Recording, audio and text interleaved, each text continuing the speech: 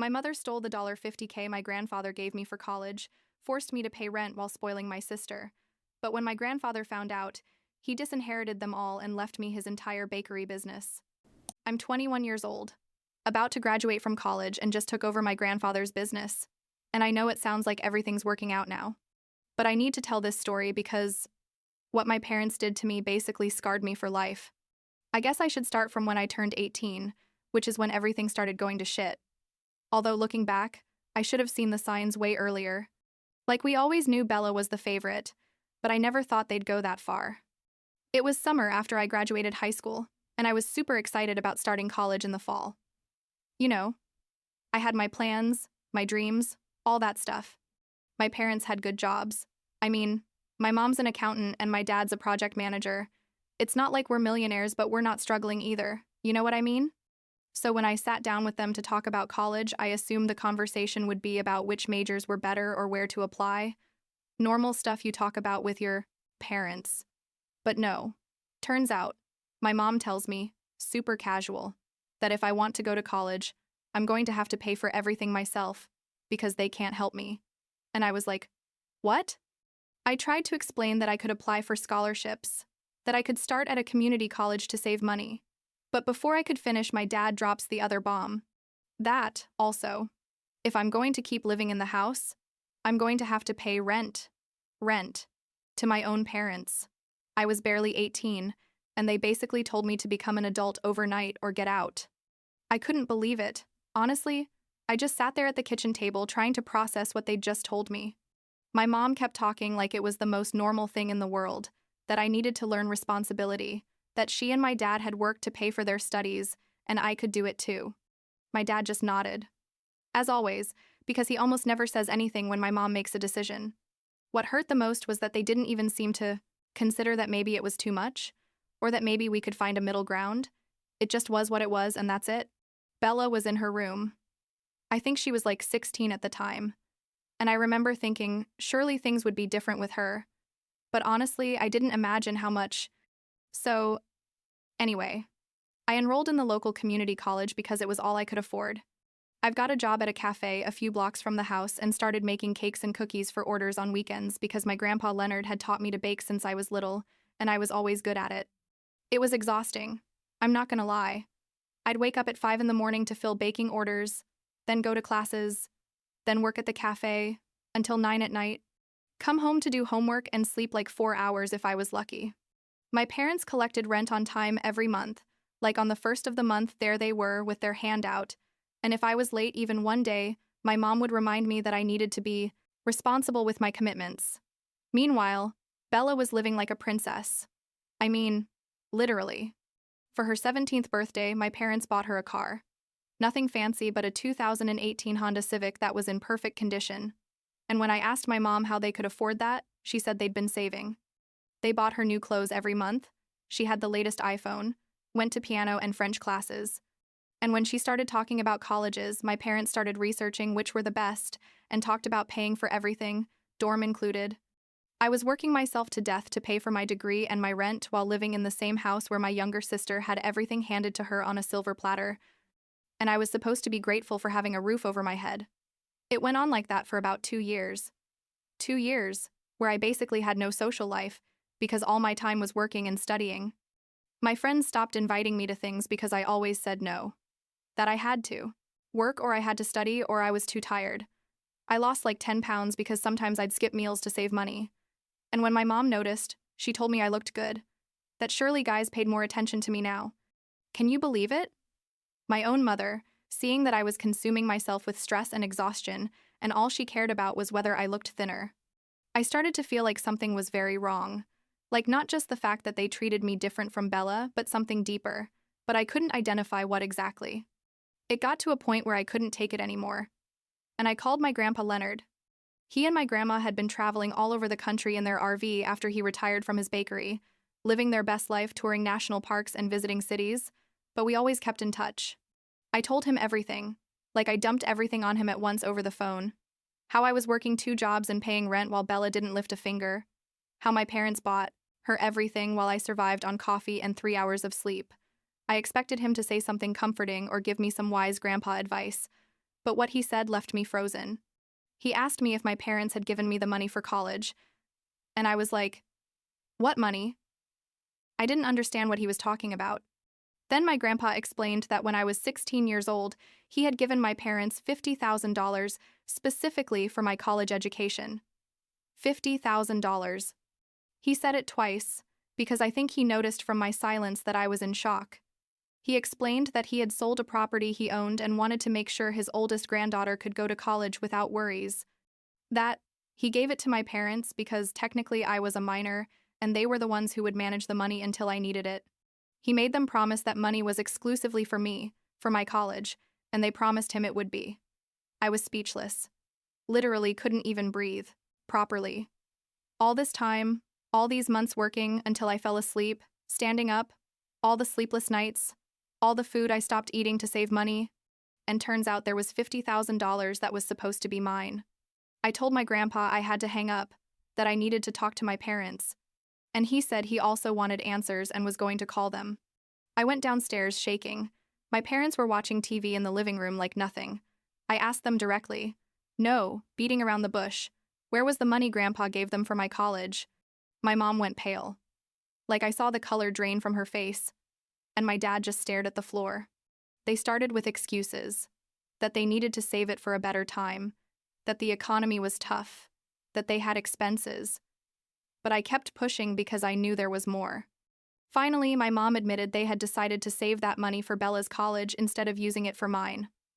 For Bella's college, the money my grandfather gave me, with my name on it, for my education, they decided it was better to give it to my younger sister. When I asked them why, my mom said something about how I was more independent, that I'd always been stronger and could manage on my own, but Bella needed more support. My dad finally spoke and said they were also worried that if they gave me that much money all at once, I might waste it. That it was better for me to learn the value of hard work first. Basically, they punished me for being responsible and rewarded Bella for being useless, and the worst part is they didn't even see how twisted their logic was. I told them to go fuck themselves. I think it was the first time in my life I spoke to them like that. I went up to my room, threw all my clothes in 2 suitcases, grabbed my laptop and my important stuff, and called my grandpa again. I told him I needed to get out of there, and asked if I could stay with him even temporarily. My grandpa didn't even hesitate, told me to pack everything, and he was coming to get me in 2 hours, that he and my grandma were about 3 hours away, but were already on their way. My parents tried to stop me when they saw me come down with the suitcases. My mom was saying I was overreacting, that I couldn't just leave like that. But I'd already made my decision. Bella came out of her room and asked what was happening. And when I explained it to her, she had the audacity to say it wasn't her fault, that she hadn't asked for any of that. Technically, she was right, but in that moment, I didn't care. I was too angry with everyone. My grandpa arrived and helped me load my stuff into his RV. I couldn't stop crying. Like all the rage and frustration from 2 years coming out at once. My grandma hugged me and told me everything was going to be okay, that they would take care of me. Before we left, my grandpa went into the house and had a conversation with my parents. I didn't hear everything, but I did hear him say he was disappointed, that he couldn't believe they'd betrayed his trust like that, and that there would be consequences. My parents tried to justify themselves, but my grandpa didn't want to hear anymore. He walked out of the house and we left. The next few weeks were crazy.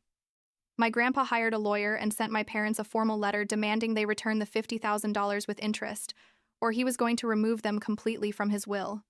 My grandpa's not a millionaire, but he has his savings. The bakery he was still renting to other owners. Some properties. Let's say there's good money there.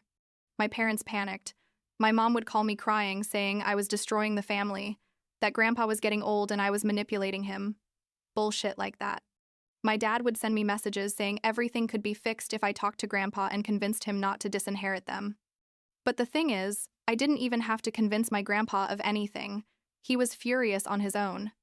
He told me that when he gave them that money, they swore on everything holy that it was for me, that they would save it and manage it responsibly until I needed it for college.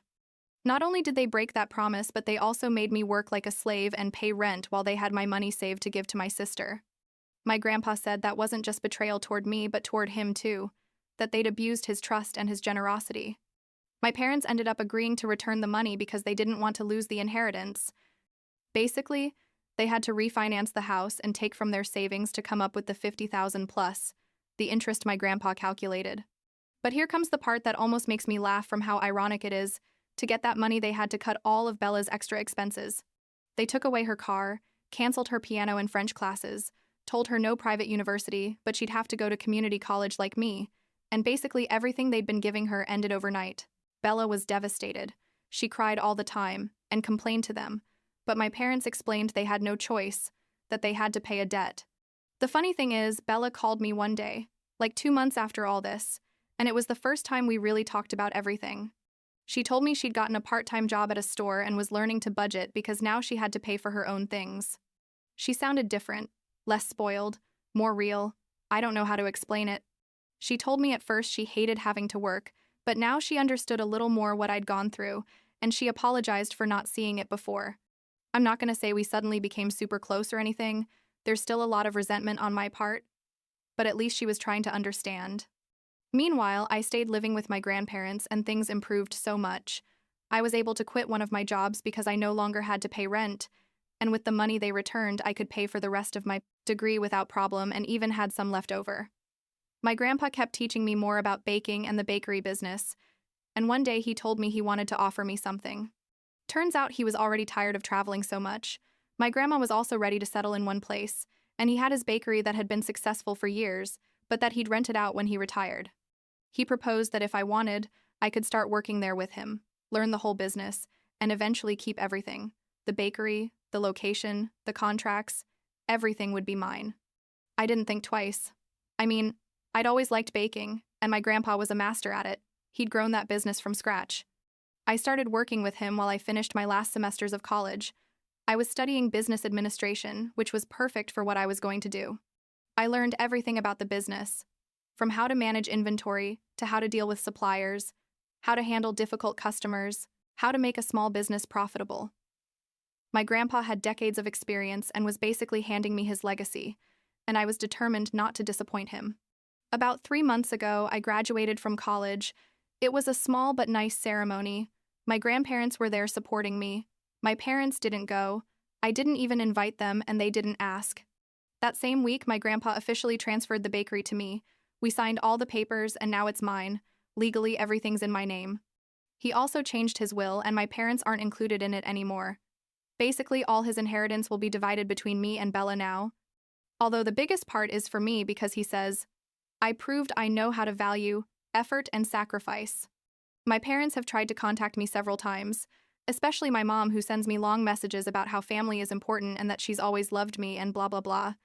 But the truth is, I'm not ready to forgive them, if I ever am. It's not just about the money, although obviously that was horrible, but about everything it represented. They saw my effort, my exhaustion, my struggle, and chose to ignore it, to spoil my sister. They made me feel I was worth less, that I didn't deserve their support, and then justified themselves saying it was for my own good. That's not easily forgiven. You know what I mean? Now I have my own place. Well, technically it's the apartment above the bakery, but it's mine, and it's pretty nice. I work at something I like. I have a stable business that generates good income, and I have my grandparents who support me unconditionally. Bella and I talk occasionally. She's in her 2nd year of community college and still working. She says she wants to study nursing. We're not close, but at least there's not as much poison as before. I guess she also learned hard lessons about favoritism and its consequences. The bakery is doing better than ever. I've implemented some new ideas like selling online and offering baking classes on Saturdays, and honestly, I feel proud of what I'm building. Sometimes I think about what could have been if my parents had given me that money from the beginning. If they had supported me like parents are supposed to, but then I realize maybe I wouldn't be where I am now. I don't justify what they did. Not at all. It's still an unforgivable betrayal, but at least I got something good out of all that hell. The other day I was closing the bakery and my grandpa stopped by to visit me. He does that often, even though he doesn't work here anymore. We sat down to have coffee with some croissants I'd made that morning, and he told me he was proud of me, that I'd taken something horrible and turned it into something beautiful. I told him I couldn't have done it without him, and it's true. Without his support and his trust in me, I'd probably still be working 2 jobs and hating my life. He hugged me and told me that's what real family does. Support and take care of each other, not betray each other over stupid favoritism. And that's when I really understood that family isn't always the people you share blood with. Sometimes it's the people who choose to stay by your side when everyone else turns their back on you. My parents still don't really understand what they did wrong. Every so often, my mom sends me messages saying I exaggerated everything, that they always wanted the best for me, even though they made bad decisions. But it doesn't affect me like before. I learned to move forward without their approval or their affection. I have my business, I have my goals, I have people who really value me, and that's enough for now, I guess.